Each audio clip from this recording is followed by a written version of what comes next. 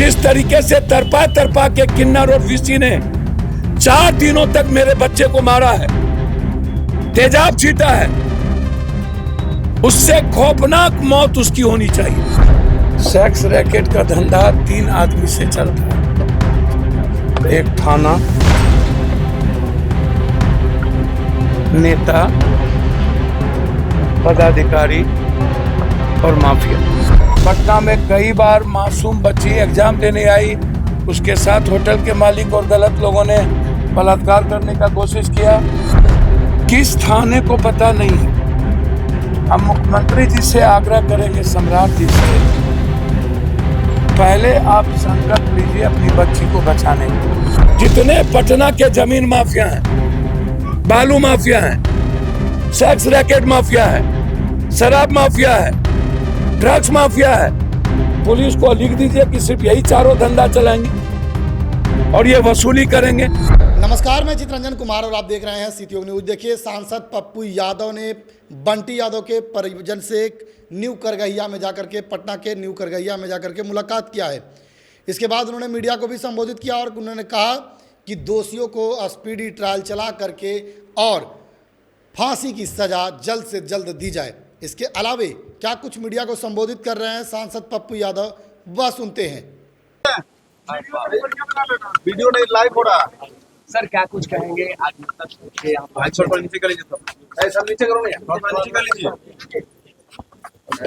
देखिए, हम यहाँ से तो शुरू नहीं करेंगे, हम शुरू करेंगे पूरे बिहार के सभी तरह के सेक्स रैकेट्स। सेक्स रैकेट का धंधा 3 आदमी से चलता है, एक थाना, नेता, पदाधिकारी और माफिया। जब से शराबबंदी हुई, होटल का धंधा बाहर के गेस्ट से आना बंद हो गया। तब से 100% 200% होटल में, सैलून में और क्या क्या होता है हम तो नामों नहीं जानते हैं, क्या कहते हैं, मालिश उलिश वाला किया उसको बोलते हैं, मसाज पार्लर में, सभी जगह ओपन सेक्स रैकेट का धंधा चल रहा है। कल नौबतपुर में लड़की पकड़ाई, कुछ दिन पहले सासाराम में लड़की पकड़ाई, हाजीपुर के सरेग होटल में लड़की पकड़ाई, दरभंगा में लड़की पकड़ाई, पटना में कई बार मासूम बच्ची एग्जाम देने आई, उसके साथ होटल के मालिक और गलत लोगों ने बलात्कार करने का कोशिश किया। अभी शराब और 20 लड़कियां पकड़ाई। लगभग मसाज पार्लर लगभग ओपन सेक्स रैकेट है। किस थाने को पता नहीं है। हम मुख्यमंत्री जी से आग्रह करेंगे, सम्राट जी से, पहले आप संकल्प लीजिए अपनी बच्ची को बचाने का। और ये सेक्स रैकेट माफिया तंत्र 10 दिनों से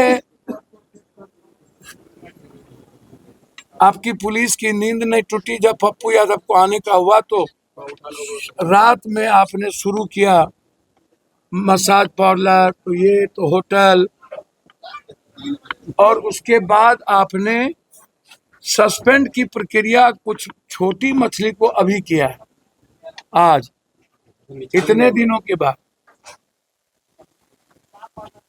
अब आप हमको बताइए, आपके थानेदार पहले ही होटल को बोल दिए होंगे या मसाजर को बोल दिया होगा कि रेड होगा, आपको कोई नहीं मिला। पहले सीसीटीवी फुटेज को आप जोड़िएगा ना। जितना भी, मैं कई बार कह चुका हूं कि जितना भी हॉस्टल है, जितना भी गर्ल्स हॉस्टल है और टोटल जितना होटल है, आप जरा हमें बताएं कि गवर्नमेंट का क्या रूल फॉलो करता है। और सीसीटीवी बंद कैसे हो जाता है? 6 महीना पहले से, कुछ दिन पहले से हमारे भाई जिसकी हत्या हुई, बंटी बाबू, इन्होंने थाना को लिखित दिया कि इस गली में अवैध किन्नर और लड़कियों का पूरा रसूखदार के द्वारा गलत धंधा होता है। इसमें माफिया और अपराधी, क्या नाम है, कौन है, ईसीबीसी, और कौन है ये रिवीस, मोनो, पहले भी 3-3 4-4 हत्या ये बीसी कर चुका है। हम तो भैया अपराधी माफिया का नाम सुनते ही जहर हो जाता है। और कौन बीसी इस किन्नर को, मोनी कौन है, उनी बोनी तो एक तो नहीं होगा ना। 10 का ग्रुप है। और जब आपको लिखित दिया, आपने कार्रवाई नहीं की, आपको सुरक्षा मांगा, कार्रवाई नहीं की। यह एक साधारण लड़का इतना क्रांतिकारी कदम उठा सकता है अपने उम्र में, जो अपने 2 बेटी, माँ और अपने भाई को का एक उम्मीद था। इस पूरे समाज में वह विरोध किया अपनी बहन बेटियों की इज्जत के लिए, अपने लिए नहीं। मोहल्ले में जितने घर, जिस जाति का घर है, सबकी बेटी, माँ, बहनों की सुरक्षा और उसकी इज्जत के लिए उसकी जिंदगी चली गई। कुछ दिनों के बाद इस परिवार को कोई देखने वाला नहीं बचे, जो मैं जानता हूं। तो इस बिहार का लगभग, यदि मैं 7 स्टार 5 स्टार को थोड़ा छोड़ दूं, लगभग जिसके पास लाइसेंस नहीं है, बिना लाइसेंस के होटल चला रहे हैं, जिसके पास कोई रूल नहीं है, लगभग होटल सेक्स रैकेट में। और पटना में किडनैप कर ले, और किडनैप करने के बाद पुलिस को कोई मिले नहीं, परिवार और मोहल्ले समाज के लोगों ने, उसके दोस्तों ने लाश को निकाला। जिन लोगों ने मुखबरी की और किडनैप किया, उसको पकड़ के भी समाज के लोगों ने दिया। तो पुलिस का क्या काम? पुलिस क्या करेगी? तो बंद कर दीजिए थाना।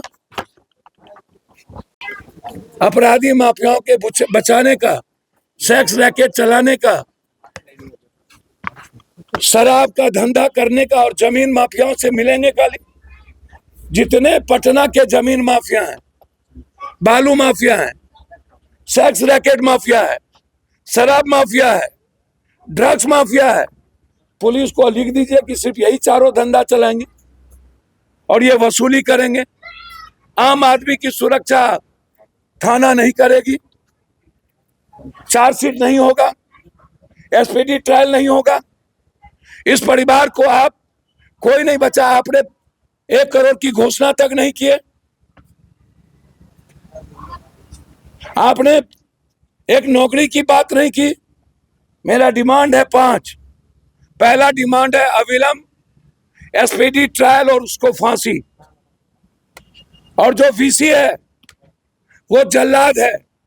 जिस तरीके से तरपा के किन्नर और वीसी ने 4 दिनों तक मेरे बच्चे को मारा है, तेजाब छीटा है, उससे खौफनाक मौत उसकी होनी चाहिए,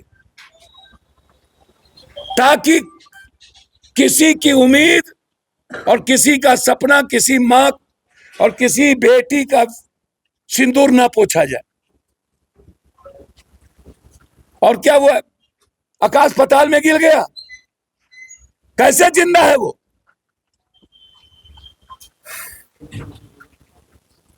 और ये हाफ इनकाउंटर क्या होता है?